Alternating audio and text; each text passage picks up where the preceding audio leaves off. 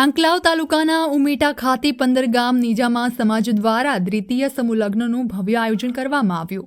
આ આયોજન 15 ગામ નિજામા સમાજના આગેવાનો અને વડીલો દ્વારા કરવામાં આવેલ છે, જેમાં સ્વયંસેવક પણ ખૂબ જ સુંદર કામગીરી કરવામાં આવેલ છે।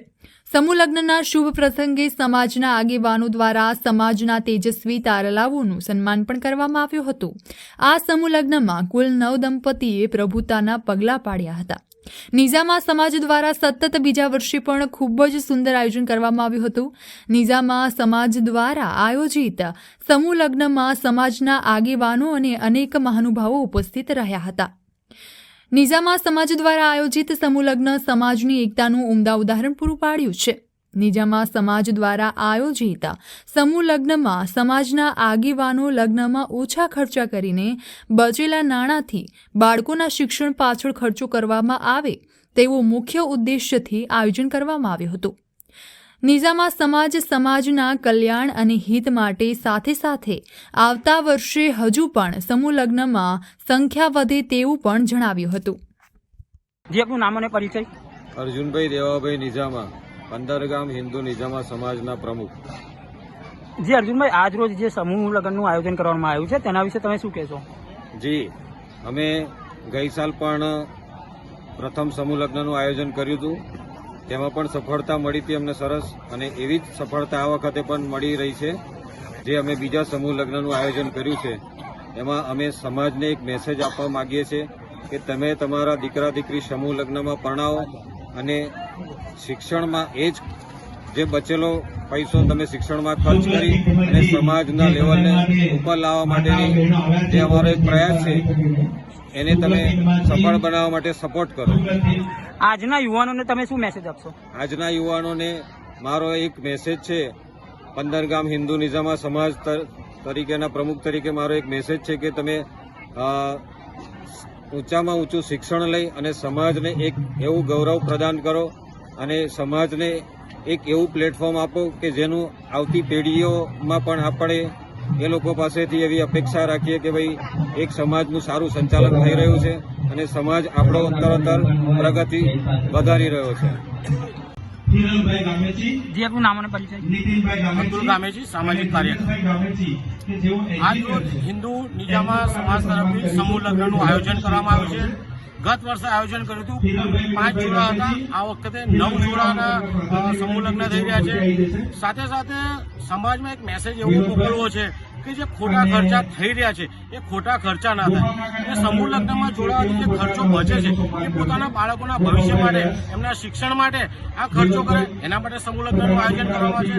સાથે સમૂહ લગ્નમાં તમામ લોકો ભેગા થાય છે, એમાં એકબીજાના દીકરા દીકરીઓને પણ જોઈ શકાય છે અને ક્યાંક નવી આશા ઉમંગ પણ લોકોમાં જગાવી શકાય છે। જ્યારે આપણે અલગથી લગ્ન કરતા છીએ ત્યારે અનેક મોટા ખોટા ખર્ચા થઈ જાય છે। એ ખોટા ખર્ચાથી બચવા માટે 15 ગામ નિજામા સમાજ તરફથી આ સમૂહ લગ્ન રાખવામાં છે। આવતા વર્ષે પણ છે, અત્યારે 10 જોડા છે। અમારી આશા એ છે કે આવતા વર્ષે 50 જોડા હોય અને તમામ લોકો ખોટા ખર્ચાથી બચે તેવી અમારી 15 ગામ નિજામા સમાજ તરફથી। જી અર્જુનભાઈ, તમે આજના યુવાનોને શું મેસેજ આપવા માંગશો?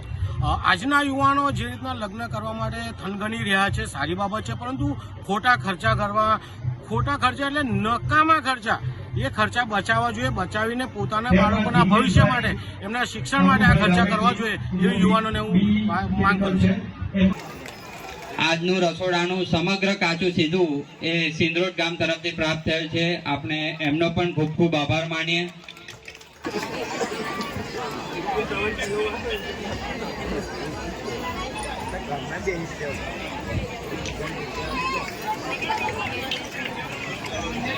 ન્યૂ ભારત મંડપ વાળા અત્યારે દરેક નવ દંપતીને એ અર્પણ કરી રહ્યા છે, આપણે એમનો ખૂબ ખૂબ આભાર માનીએ।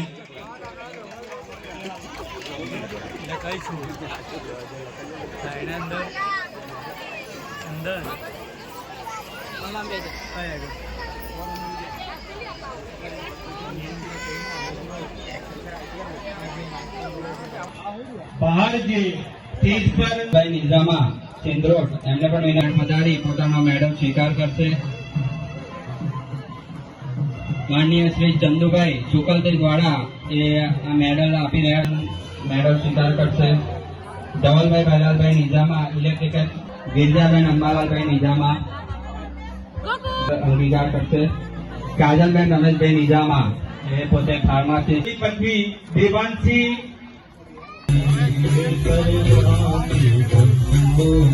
જોરદાર તાળીઓ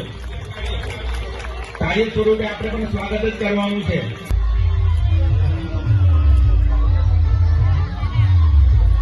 બતાવી લઈશું તાળીઓથી. દિલ્હીથી આપણી સમક્ષ મહેમાન ઉપસ્થિત છે. તાળીઓ સ્વરૂપે આપણે પણ સ્વાગત જ કરવાનું છે.